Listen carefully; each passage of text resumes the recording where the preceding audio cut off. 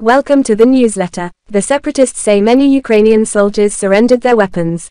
On Channel HT, new officials in the Lugansk region said many Ukrainian servicemen laid down their weapons and voluntarily surrendered after the fighting.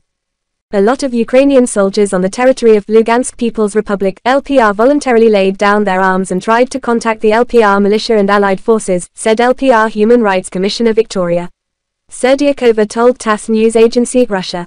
According to Serdyakova's estimates, about 1,000 Ukrainian prisoners of war are being held in Lugansk, eastern Ukraine. The LPR official said Ukrainian forces often leave wounded soldiers on the battlefield. Some of them were discovered by members of the LPR militia and then received medical treatment as required.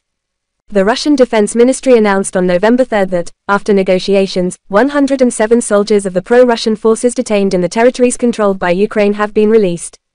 On the Ukrainian side, the Chief of Staff to the President of Ukraine Andriy Yermak confirmed that the 74 Ukrainian soldiers who had just been returned were members of the Azov battalion defending at the Azovstal steel plant. In October, Russia and Ukraine also conducted at least 2 prisoner exchanges. Moscow has revealed that 72 crew members of a civilian ship seized by the Ukrainian military in February have been freed. In return, Russia allowed many soldiers of the Azov battalion to return to the territories controlled by Ukraine. The Ukrainian military announced today that Russian forces have increased their attacks in eastern Ukraine with multiple rocket launches (MLRS), especially in the Donetsk region. The General Staff of the Ukrainian Army said that 80 Russian attacks were recorded on November 2, and on November 3, the enemy launched 4 missiles and carried out 28 airstrikes, firing more than 45 MLRS rockets.